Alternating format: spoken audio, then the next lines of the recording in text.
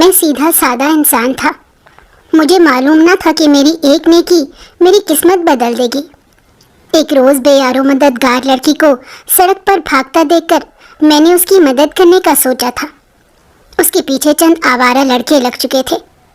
اس لڑکی نے مجھے منہ مانگی رقم دینے لگی. میں نے لینے سے انکار کر دیا، لیکن جب میں اپنی تڑپتی ہوئی بیوی کو لے کر اسپتال پہنچا تو میرے وہم و گمان میں بھی نہ تھا کہ میری یہ نیکی میرے اتنے کام آ سکتی ہے. میرا نام ساجد ہے. میں ایک شریف اور ایک سیدھا سادہ سا انسان ہوں.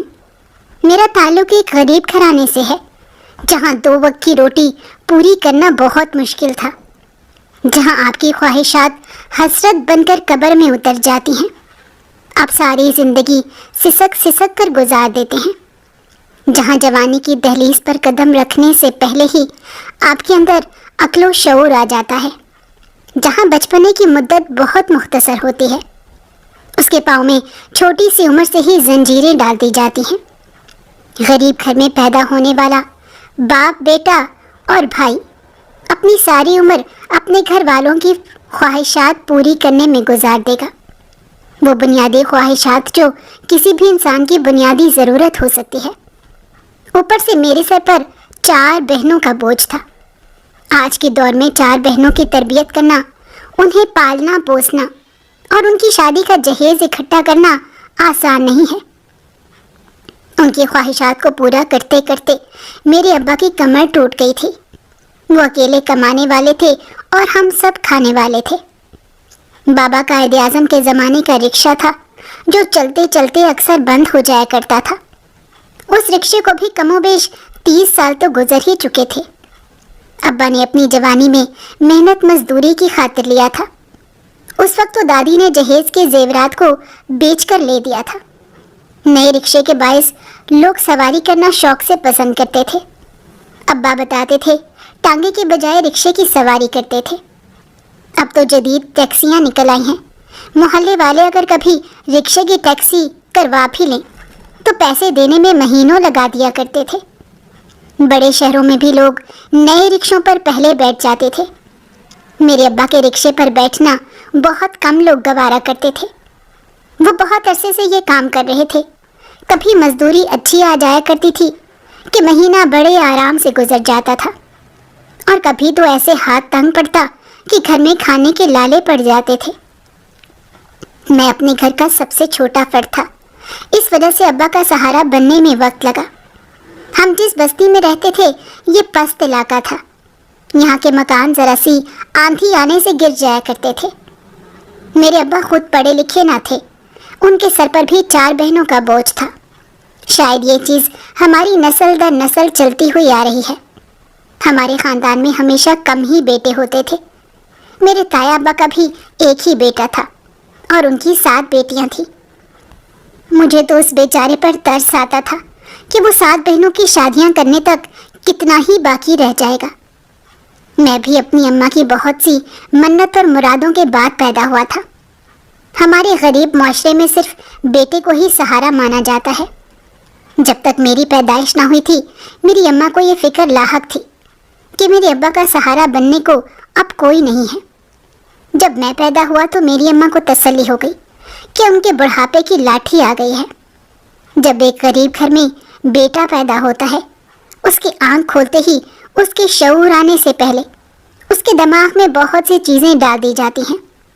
جیسے بچپن میں ہی مجھے یہ سمجھا دیا گیا تھا کہ میں اپنے ماں باپ کے بڑھاپے کی لاٹھی ہوں، اپنی بہنوں کا سہارا ہوں، اور ان کی شادیاں بھی میرے کاندھے پر ہیں کیونکہ میرا باپ بوڑھا ہو چکا ہے. میں بہت کم عمری میں ہی سمجھدار بن گیا تھا. میرے اندر شعور پیدا ہو چکا تھا. کبھی کسی نئے کھلونے کو دیکھ کر میں نے ضد نہ کی تھی کیونکہ مجھے اپنی حیثیت کا علم تھا. کئی بار اماں نے میری بہنوں کو عید پر پرانے کپڑے پہنائے اور مجھے نئے کپڑے لے کر دیے، لیکن یہ سب چیزیں مجھے خوش نہیں کر سکتی تھیں. ابا کا رکشہ جب تک چل رہا تھا تب تک تو حالات بہتر ہی تھے. کم یا زیادہ گھر میں آمدن آ رہی تھی. ہر روز رکشہ نئے کام نکال لیتا تھا. گھر سے نکلنے سے انکاری ہو جاتا تھا. ہمارے خاندان میں رسم و رواج ہندوستانی تھے. آج بھی ویسا ہی ماحول تھا کہ بھائیوں کے اوپر سارا بوجھ ڈال دیا جاتا تھا. میں اپنے علاقے کے ایک معمولی سے اسکول میں پڑھنے جایا کرتا تھا اور مجھ پر ہمیشہ سے یہ زور زبردستی تھی کہ مجھے پڑھ کر ہی بڑا افسر بننا ہے. میرا پڑھائی میں اتنا دھیان نہیں لگتا تھا. میری نسبت میری بہن ہمیشہ اچھے نمبر لے کر آیا کرتی تھی، لیکن اس کی پڑھائی پر کسی کی توجہ ہی نہ تھی. بیٹیاں تو پرائی ہوتی ہیں، انہیں تو ایک نہ ایک دن یہ گھر چھوڑ کر چلے جانا ہے. بیٹوں کی اصل پڑھائی دیکھی جاتی ہے. یہ ہمارے خاندان کی پرانی روایات تھی. میری 3 پھپھو بھی بس معمولی سا ہی پڑھی لکھی تھی.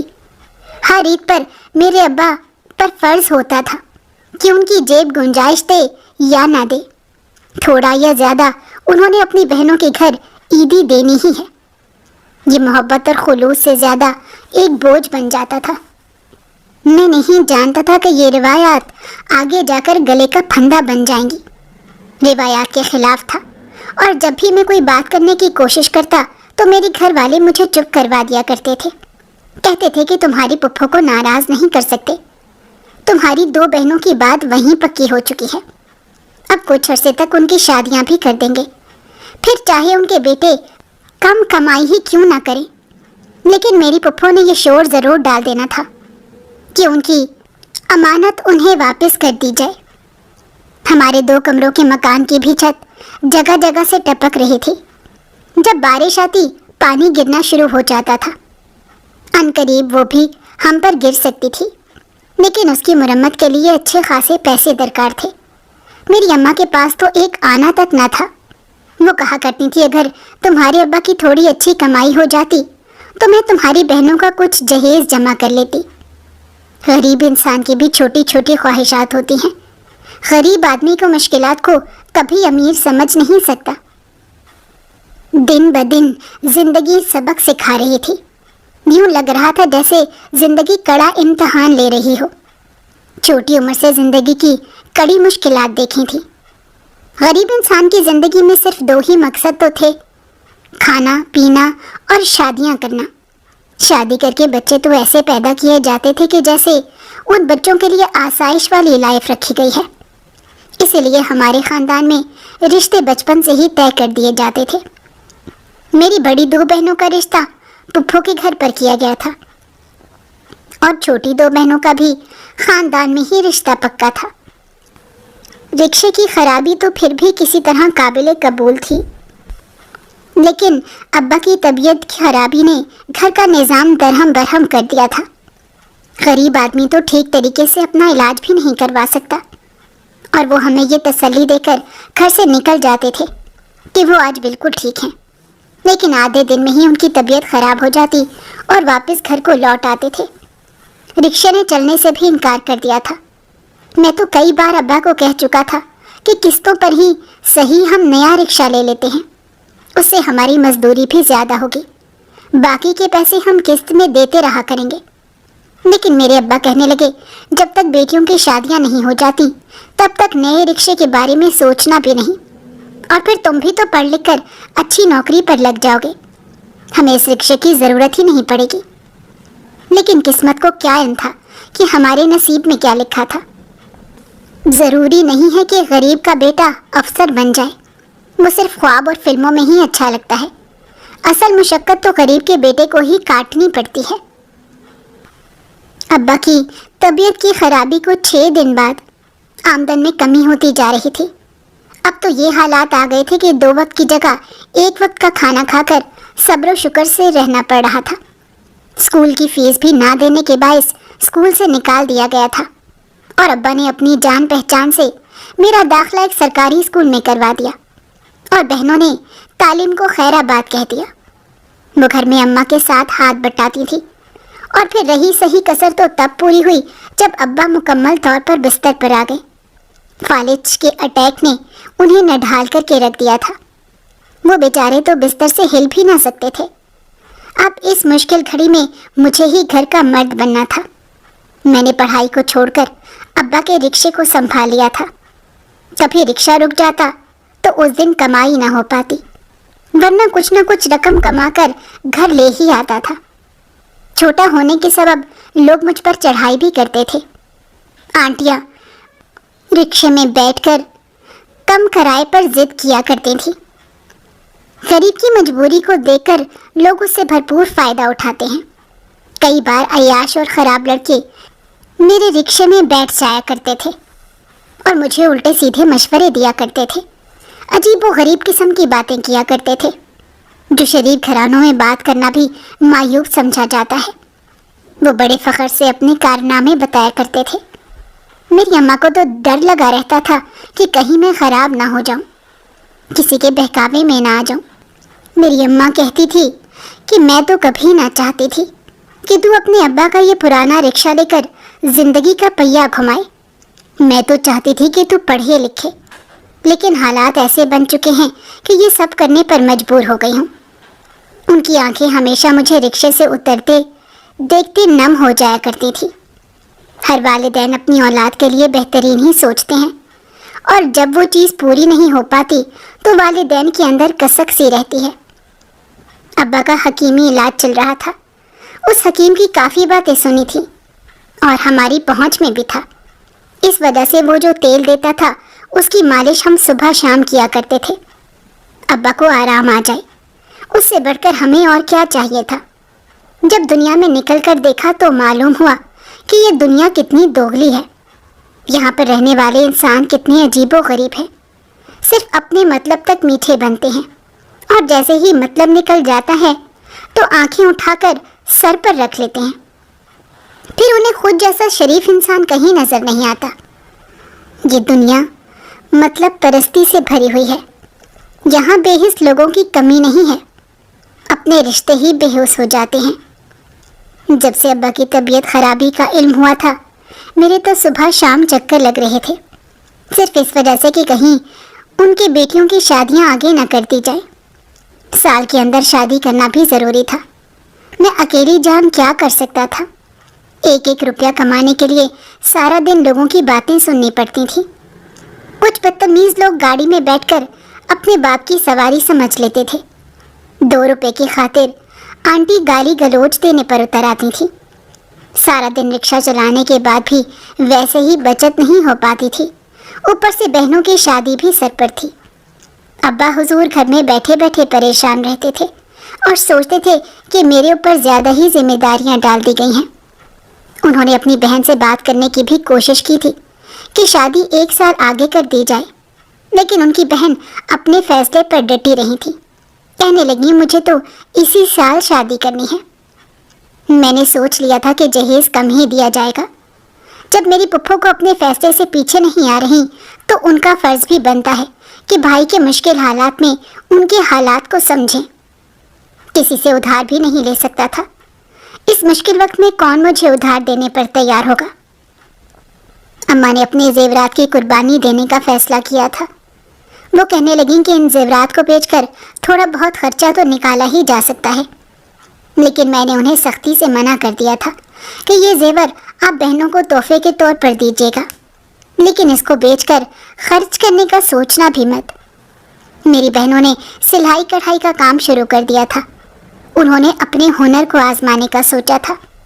ہمارے محلے میں اتنے اچھے لوگ نہ تھے کہ پیسے وقت دے دیں۔ وہ ہمیشہ کام کروا کر بھول جایا کرتے تھے کہ غریب کو اس کے پیسے بھی دینے ہیں۔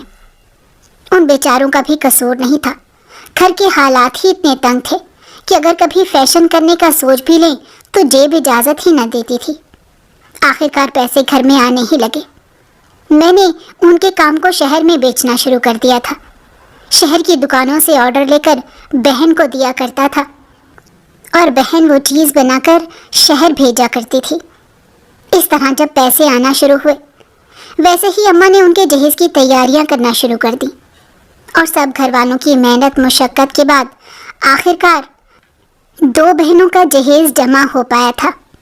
یہ جہیز امیر لوگوں کے شایان شان تو نہیں تھا، لیکن ہمارے لیے بہت زیادہ تھا، اور میں مطمئن تھا کہ کسی طرح بہن کی شادیوں کا فرض ادا ہو جائے گا۔ میری اماں کہنے لگیں جب ان دونوں کی شادیاں ہو گئی تو سر سے جیسے ہی آدھا بوجھ اتر جائے گا۔ گھر میں شادی کی تیاریاں چل رہی تھیں۔ میری پھپھو نے بھی اپنے مکانات کو تھوڑا بہت تیار کر لیا تھا۔ تھوڑی بہت مرمت کروانے کے بعد وہاں میری بہنوں کا جہیز رکھا گیا تھا۔ اس جہیز کی رسومات کو ختم کر دینا چاہیے تھا۔ بیٹیاں تو اللہ کی نعمت ہوتی ہیں۔ ہم ایسی ذمہ داریاں ان کے والدین پر ڈال کر ان کو بوجھ بنا دیتے ہیں۔ معاشرے کے سٹینڈرڈ نے غریب انسان کی زندگی کو مشکل سے مشکل تر کر دیا ہے۔ بڑی مشکل سے سارے انتظامات طے ہو پائے تھے۔ عین وقت پر کوئی نہ کوئی چیز رہ ہی جاتی تھی۔ تیاریاں مکمل ہی نہیں ہو رہی تھیں۔ آخر وہ دن بھی آ گیا جب بہنوں نے اپنے باپ کے گھر چھوڑ کر پرائے گھر کو اپنا گھر سمجھنا تھا۔ گلی میں ہی باراتیوں کا انتظام کیا گیا تھا۔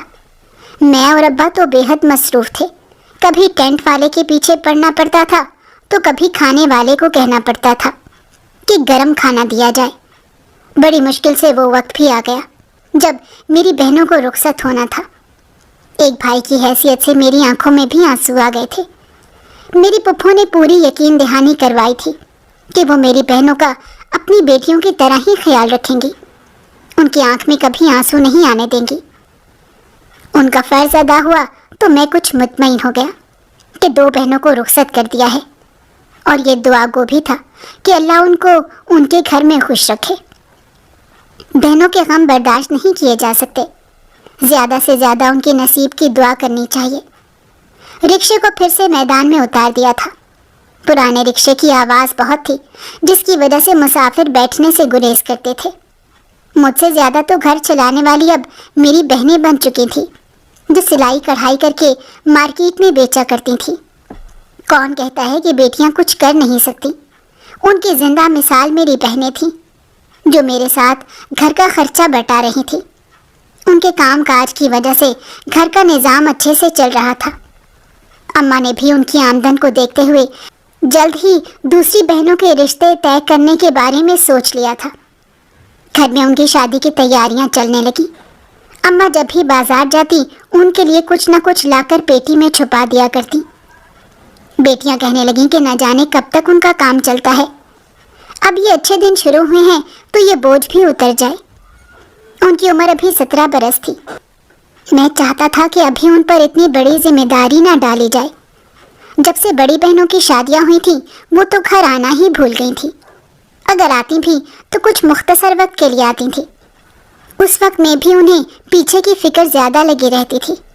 یہاں تو پھر انہیں آرام ملتا تھا، وہاں تو ان بیچاریوں پر گھر بھر کی ساری ذمہ داری ڈال دی گئی تھی۔ چھوٹی عمر سے ہی انہیں اپنے شوہر کے رویے کا بھی خیال رکھنا پڑتا تھا۔ ان کی پسند ناپسند کے بارے میں بھی جاننا ان کا اہم حکم تھا، کیونکہ میری اماں نے شروع سے ہی ان کے کانوں میں یہ گھول کر ڈال دیا تھا کہ زندگی اتنی آسان نہیں ہے، 100 باتیں سسرال میں جا کر برداشت کرنی پڑتی ہیں۔ اگر ساس یا شوہر کچھ کہہ دیں تو واپس گھر کو ناراض ہو کر لوٹنا نہیں ہے۔ ہمارے غریب گھروں میں بیٹیاں ناراض ہو کر واپس اپنے والدین کے گھر کو نہیں آتی۔ اماں کی بتائی ہوئی باتوں کا نتیجہ تھا کہ وہ اماں کی باتوں پر بھرپور عمل کر رہی تھی۔ انہوں نے سسرال کو اپنے گھر کی طرح ہی سنبھال لیا تھا۔ دونوں کے رشتے تو بچپن سے ہی طے ہو چکے تھے۔ ان سمیت میرا رشتہ بھی میرے بچپن سے ہی طے تھا۔ میرے چچا کی بیٹی سے میرا رشتہ طے تھا۔ وہ میرے ابا کی کزن کی بیٹی تھی۔ ان کا ہمارے گھر آنا جانا ذرا کم تھا، لیکن بچپن سے میرے کام میں یہ بات ڈالی گئی تھی کہ میری منگیتر بھی ہے، جسے میں نے آج تک نہ دیکھا تھا، اور کوئی زیادہ بچپنا بھی نہ تھا۔ بڑی بہن تو اماں کی مدد کروانے کے لیے گھر آ چکی تھی۔ بازاروں کے چکر صبح شام لگ رہے تھے۔ میری ذمہ داری تو رکشے پر بہنوں کو بازار لے کر جانے اور واپس آنے کی تھی۔ ان دونوں کا گھر بس جانا تھا، تو ماں کہتی کہ اب ہم سکون سے مر سکتے ہیں۔ پتہ نہیں غریب آدمی صرف اپنے بوجھ کو کم کرنے کے بعد مرنے کی تیاری کیوں پکڑ لیتا ہے؟ کیا زندگی اتنی بوجھ ہے کہ وہ اپنی خاطر زندگی کے 2 پل جینا ہی نہیں چاہتا؟ وہ اس دنیا سے اتنا تنگ آ چکا ہوتا ہے کہ اس دنیا سے جانے کی سوچ رہا ہوتا ہے۔ بہن کے جانے کے بعد گھر ویران ہو جانا تھا، اماں نے اکیلے رہ جانا تھا۔ ویسے تو میری کسی بہن کی شادی زیادہ دور نہیں ہوئی تھی، سب گھر کے قریب ہی رہتی تھیں، لیکن پھر بھی شادی کے بعد روزانہ ممکن نہیں ہوتا تھا۔ کہ وہ آئیں। میری پپھو کے گھر کو ہی دیکھ لیں تو میری بہنیں صرف کام کے تحت ہی اپنے میکے واپس آیا کرتی تھی۔ عید پر بھی ان کا آنے سے زیادہ ان کو جانے کی جلدی پڑی ہوتی تھی۔ ہمارا خستہ حال مکان تو بہن کے جہیز سے بھر گیا تھا، ان کے سسرال والوں کو دینا تھا۔ کہ والدین کے لیے اپنی اولاد سے زیادہ قیمتی کوئی شے ہوگی؟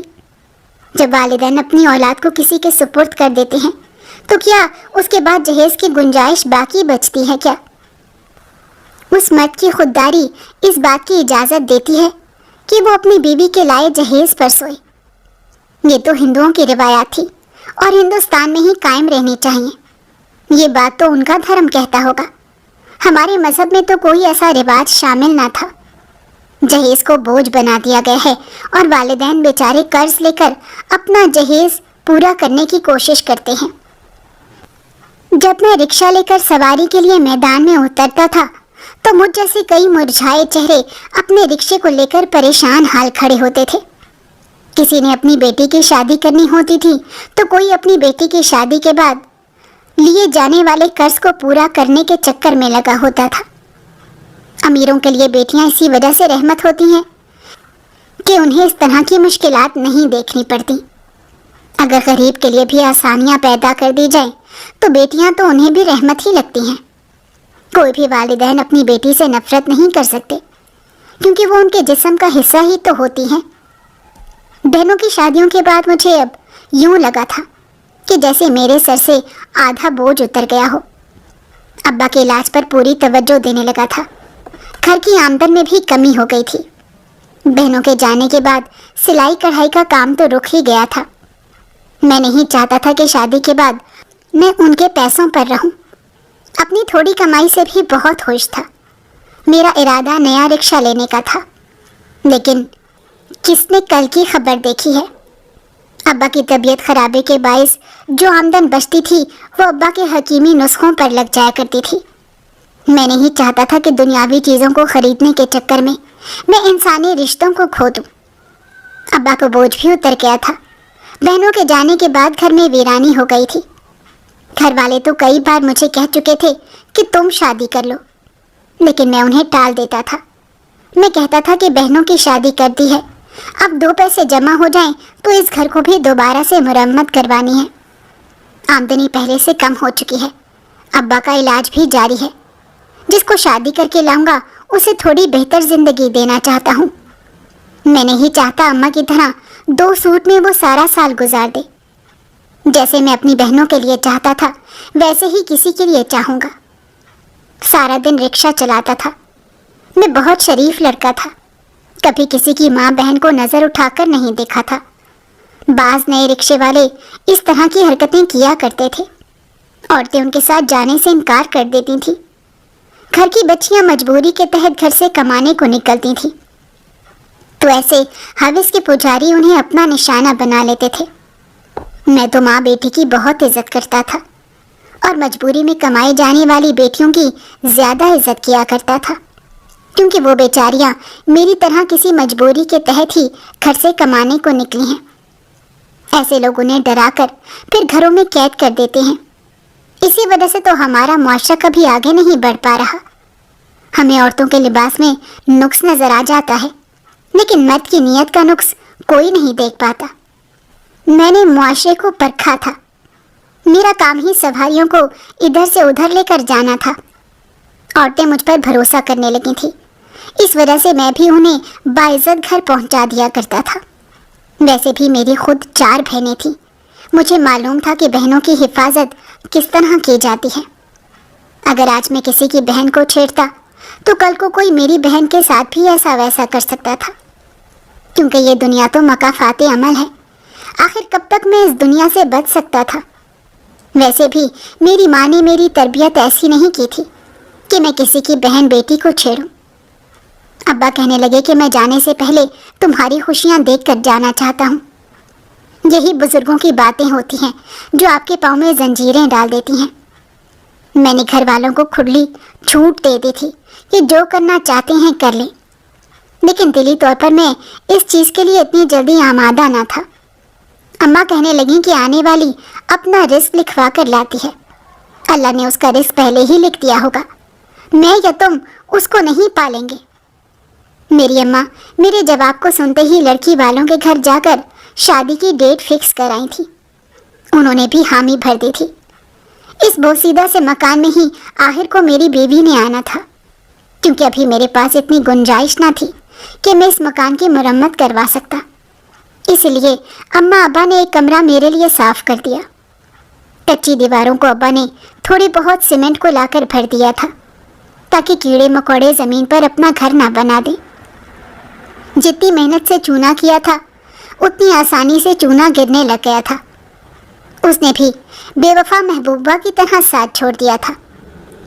میں نے بیوی کو جہیز لانے سے منع کیا تھا، لیکن پھر بھی انہوں نے بہت اصرار اور ضد کے ساتھ اپنی اکلوتی بیٹی کو ضرورت کا ہر سامان دے دیا تھا۔ ہمارے گھر میں پہلے ہی اماں کے جہیز کی پیٹیاں رکھی ہوئی تھیں۔ صرف محلے کے لوگوں کو بلا کر سادگی سے ولیمہ کیا گیا تھا۔ لڑکی والوں کو بھی ہماری طرف سے یہی پیغام تھا کہ سادگی کے ساتھ بارات کی جائے، کیونکہ ایک تو میرے ابا کی طبیعت خراب تھی، اوپر سے میری جیب اجازت نہ دے رہی تھی کہ میں شایان شان زیادہ لوگوں کا بوجھ برداشت کر سکوں۔ میری بیوی بھی ایک غریب گھرانے سے تعلق رکھتی تھی۔ چہرے پر میری طرح اس کے بھی غربت کے آثار دکھائی دے رہے تھے۔ ہم دونوں بہت عام سے نئے نقش والے تھے۔ گندمی رنگت کو غور سے دیکھنے پر معلوم ہوتا تھا کہ غربت کے چکر نے اس حسن کو سراہنے کی کبھی مہلت ہی نہ دی، ورنہ کوئی بھی انسان بدصورت نہیں ہوتا۔ شادی کر کے میری بیوی میرے گھر آ گئی تھی۔ وہ بہت خاموش رہنے والی سیدھی سادی سی لڑکی تھی۔ ویسے بھی غریب گھرانے کی لڑکیوں کو غربت کی چکی میں پس کر اتنا نڈھال کر دیا جاتا ہے کہ وہ بیچاریاں تو عام عورتوں کی طرح ضد بھی نہیں کر سکتی۔ اماں کی اور ان کی بہو کی آپس میں بہت بنتی تھی۔ کام کاج پر جانے سے پہلے اب مجھے یہ فکر لاحق رہتی تھی کہ میرے کاندھے کے اوپر ایک ذمہ داری ہے۔ اپنی بیوی کے ساتھ محبت سے پیش آتا تھا، کبھی بھی اسے کسی چیز پر ڈانٹتا نہیں تھا۔ اگر کوئی چیز مجھے بری بھی لگ جائے تو میں اسے پیار سے سمجھا دیا کرتا تھا۔ ویسے بھی دو انجان لوگ جب مل کر ساتھ رہتے ہیں تو تھوڑی بہت تبدیلیاں تو آتی ہیں۔ وہ میری ہر ضرورت کا خیال رکھتی تھی، جو میں کہتا تھا وہی بنایا جاتا تھا۔ گھر کو سنوارنے میں میرا بھرپور ساتھ دے رہی تھی، ابھی کوئی فرمائش نہیں کی تھی۔ اگر میں اس کے لیے اپنی پسند کا کچھ لے آؤں تو ڈانٹ دیا کرتی تھی، کہتی تھی کہ تم مجھ پر اتنے پیسے ضائع مت کیا کرو۔ اس پر پیسے ضائع نہ کرتا تو کس پر خرچ کرتا؟ ابا کا انتقال ہو گیا تھا۔ ابا کے انتقال کے بعد گھر میں ویرانی سے پھیل گئی تھی۔ اماں بھی اپنی طبیعت خراب کر کے بیٹھی رہتی تھی، ہر وقت ابا کی باتیں یاد کرتی رہتی تھی۔ بہنیں بھی کبھی کبھار اماں کا دل بہلانے کو آ جایا کرتی تھیں۔ آخرکار ان کا اپنا بھی گھر تھا۔ میری بیوی جتنا کر سکتی تھی اماں کا خیال رکھتی تھی۔ میں نے اسے سختی سے کہہ دیا تھا کہ اماں کو اکیلے چھوڑنا نہیں ہے، ورنہ عجیب و غریب قسم کی باتیں سوچنا شروع کر دیتی تھی۔ کہتی تھی کہ تمہارے ابا میرے خواب میں آئے تھے، جلد ہی وہ مجھے بھی اپنے پاس بلا لیں گے، تم دونوں ہنسی خوشی زندگی گزارنا، کبھی حرام کے پیسے کی طرف مت جانا۔ تمہارے ابا نے ساری عمر حلال کی کمائی سے تمہیں کھلایا ہے۔ ابا کے جانے کے بعد یوں لگا تھا کہ جیسے ایک مضبوط سہارا چلا گیا ہو۔ ابا جیسے بھی تھے، ابا کا ہونا ہی میرے لیے بہت بڑی بات تھی۔ ان کے ہونے سے یوں لگتا تھا کہ جیسے کوئی سہارا ہو۔ والدین کا سایہ ہی اولاد کی سب سے بڑی طاقت ہوتی ہے۔ ابا کے جانے کے بعد میں نے کسی پر ظاہر تو نہ ہونے دیا، لیکن میری زندگی یوں لگا کہ جیسے اب پریشانیوں کا پہاڑ ٹوٹ پڑا ہے۔ بہنوں کے لیے بھی اب یہ بات باپ کے گھر کے بجائے بھائی کا گھر بن گیا تھا، اور میں ان کی پوری خدمت کرنے کی کوشش کرتا تھا کہ کہیں انہیں ابا کی کمی نہ محسوس ہو جائے۔ میں ان سے چھوٹا تھا، لیکن ہمیشہ بڑا بن کے ہی فیصلہ کیا تھا۔ اماں کی طبیعت خرابی کی وجہ سے میں زیادہ دور سواری لے کر بھی نہیں جاتا تھا کہ کہیں اماں کی طبیعت نہ خراب ہو جائے۔ گھر کے حالات پہلے کی طرح تنگ ہی تھے، لیکن اب زندگی میں خوشیاں آنے لگی تھیں۔ ہم 2 سے 3 ہونے والے تھے۔ ادھر اسپتال کے خرچے بھی آسمانوں سے باتیں کر رہے تھے۔ ڈاکٹر نے جان بوجھ کر اتنی مہنگی دوائیاں لکھ دیں کہ غریب آدمی اس دوائیوں کو خرید ہی نہ سکے۔ یہ دنیا بہت مطلب پرست بن چکی ہے۔ हर इंसान मसीहा बनने के बजाय कसाई बन चुका है। गरीब की भी क्या जिंदगी है, वो खुशियों में भी परेशानियां ढूंढ लेता है। खुशियों के मौके पर भी पैसों का गम हावी हो जाता है। इतनी बड़ी खुशी थी, मुझे तो खुशी से निहाल होना चाहिए था। मैं बाप बनने वाला था, लेकिन अस्पताल वालों ने हजारों के खर्चे निकाल दिए थे। मुझे ये फिक्र लाहत थी कि ये पैसे किधर से जमा होंगे। मेरे पास तो इतनी रकम भी न थी और मेरी बीवी से अच्छी हो भी नहीं हो सकती थी। जिंदगी भी क्या क्या रंग दिखाती है। अब मैंने पैसे जोड़ना शुरू किए थे तो वो पैसे अम्मा की दवाइयों में लग जाते थे। दिन ब दिन स्ट्रेस बढ़ता ही जा रहा था। जैसे महीने करीब आ रहे थे वैसे मेरी परेशानियों में भी इजाफा हो रहा था कि जाने मैं इतने पैसे कहाँ से लाऊंगा। सरकारी अस्पताल का तो हाल ही खराब था। हाल ही में वहाँ गफलत के बायस 2 बच्चे मर गए थे। अम्मा अब्बा के ज़माने ठीक होते थे। मोहल्ले से एक दाई आ जाया करती थी और सारा काम हो जाता था। लेकिन हम लोगों की सेहत भी वैसी ना रही थी और मेरी बीवी तो पहले से भी ज़्यादा कमज़ोर थी। हम दोनों में बहुत मोहब्बत थी। मेरे दिल में उसकी जगह बन चुकी थी। अब मुझे उसकी फिक्र भी लगी रहती थी। बेचारी को इस हालत में भी अच्छी खुराक की ज़रूरत थी, लेकिन मैं तो 2 वक्त की रोटी बड़ी मुश्किल से पूरी कर पाता था। मैंने उसे हौसला दिया था कि जल्द ही हमारे हालात बदल जाएंगे। वो बेचारी हमेशा मेरे झूठे ख्वाबों पर सर हिला दिया करती। उसे भी मालूम था कि यहाँ जादू की छड़ी घूमने वाली नहीं है। एक रोज़ रिक्शा लेकर घर से निकला तो सारा दिन कोई सवारी न मिली। जगह जगह भटकने के बायस भी लोग रिक्शे में बैठने के बजाय गाड़ियों में बैठ रहे थे। गर्मी की वजह से लोग रिक्शे का सफ़र करने से गुरेज कर रहे थे। मायूसी से लौटकर वापस घर आ रहा था कि मुझे एक लड़की भागती हुई दिखाई दी। उसके पीछे लड़के लगे हुए थे। वो बेचारी तो अंधाधुंध भाग रही थी। मुझे मालूम ना था कि वो लड़की आखिर कौन है, कहाँ से आई है, लेकिन उसकी मदद करने की खातिर मैंने अपना रिक्शा रोक दिया था और रिक्शे के पीछे अपनी गाड़ी लगा चुके थे। मेरी मदद करने पर वो लड़की काफ़ी मशहूर हुई थी। कहने लगी कि कई लोग मेरे पास से देखकर भी गुजर गए, लेकिन उन्होंने अपनी गाड़ियाँ नहीं रोकी। आप एक नेक दिल इंसान लगते हैं कि आपने मेरी मदद करने का सोचा।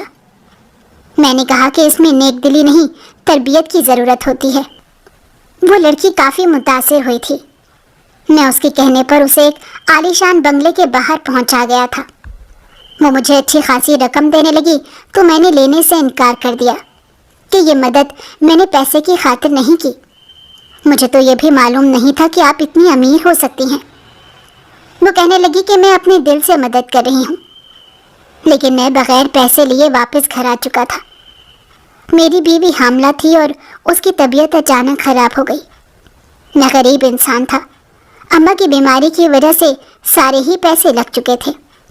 अब भला मेरे पास कितने पैसे बनते थे, लेकिन फिर भी चंद पैसे मोहल्ले वालों से उधार लेकर अपनी बीवी को अस्पताल लेकर पहुंचा। मेरी बीवी बहुत कमज़ोर थी।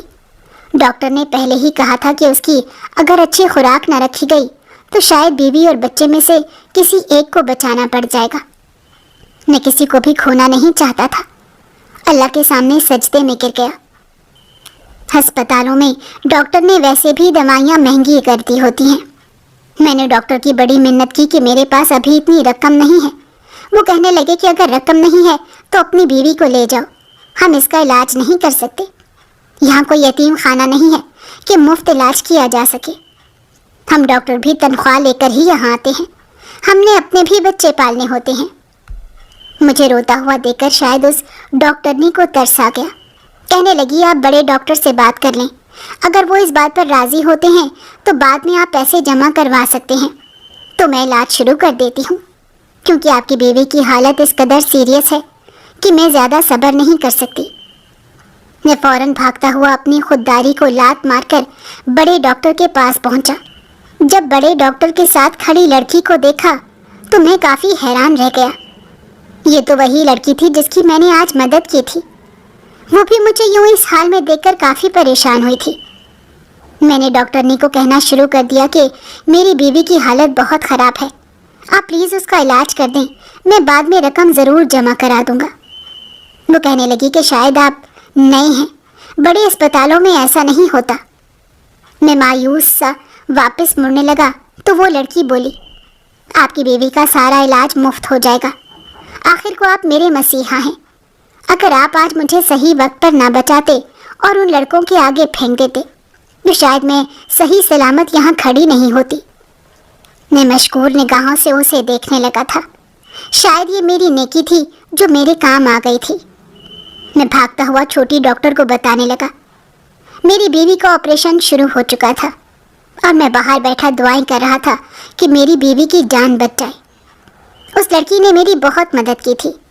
इलाज के साथ उसने मेरी बीवी की दवाइयाँ भी मुफ्त कर दी थी। अल्लाह ने मुझे प्यारी सी बेटी से नवाजा था। वो लड़की हर कदम पर मेरे साथ रही थी। एक बहन की हैसियत से उसने मेरी बहुत मदद की थी। कहने लगे, जब आपने मुझे बहन का दर्जा दिया है तो मैं भी आपको आपकी बहन बनकर दिखाऊंगी। उसने मेरी बच्ची को बहुत प्यार किया था। उसके महंगे तोहफे लेकर आई थी। मैंने उसे अपनी हैसियत का बता दिया था और कहा था कि आपका बहुत शुक्रिया। कहने लगी कि भाइयों की मदद करना मुझ पर फर्ज था। आप मुझे यूँ शुक्रिया कहकर शर्मिंदा मत करें। मुझे नहीं मालूम था कि मेरी एक नेकी मेरे इतने काम आ जाएगी। ठीक ही कहते हैं, जिंदगी में अच्छा करके कभी न कभी वो मुड़कर आपके पास आ ही जाता है। उस लड़की ने मेरी खराब हालत को देखते हुए मुझे अपने पास नौकरी पर रख लिया था और अपने बंगले के करीब ही एक क्वार्टर हमें मुफ्त में दे दिया था। मैं अपनी बीवी और माँ के साथ उस क्वार्टर में शिफ्ट हो गया और उस मोहल्ले की छत काफ़ी टपकती थी। मैं नहीं चाहता था कि मेरी माँ या बीवी को कोई नुकसान पहुँचे। सुबह मैं उस लड़की की ड्राइवरी पर लग गया था। हमारे हालात बदल गए थे। वो एक नेक लड़की थी जिसके घर में कोई भी ना था। उसके अब्बा के इंतकाल के बाद उनके रिश्तेदारों ने उसे लूटने की बहुत कोशिश की थी और उसके ताया उसके जान के दुश्मन बन चुके थे। उस दिन वो लड़के भी उसके ताया ने उसके पीछे लगवाए थे। लोग दौलत में किस कदर अंधे हो जाते हैं, ये सोचते भी नहीं कि ये दौलत तो वक्ती है। एक झटके में ये दौलत हमसे छिन जाएगी। वो लड़की उस घर में अकेली रहती थी। जब से मैंने उसके भाई की हैसियत से ड्राइविंग करना शुरू की थी, वो लड़की मुझसे अपना सारा दुख सुख बांट लिया करती थी। मुझे कभी महसूस ना हुआ था कि मेरी 4 बहनें हैं। मुझे यूँ लगा कि अल्लाह ने मुझे 5वीं बहन भी दे दी है, जिसको मैं अपनी बहनों की तरह ही अजीज समझता था। अगर वो कभी तकलीफ में हो तो मैं उसके साथ डट कर खड़ा हो जाया करता था। उसके हर कदम पर उसकी हिफाजत करता था। मैं उसका एहसानमंद भी था कि उसने मेरी बच्ची की खातिर पैसे भरे थे। अगर आज मेरी बेटी मेरे साथ थी तो फ़कत उस लड़की की वजह से। मैं एहसान फरामोश इंसान नहीं था। वैसे भी दुनिया पे अब मुझे इस बात का यकीन हो गया था कि नेकियां करने से आपके साथ वही मामला किया जाता है। अल्लाह आपको इस दुनिया में भी उस चीज़ का अजर देता है और उसके बाद अगली दुनिया में भी आपको इस चीज़ का अजर मिलता है।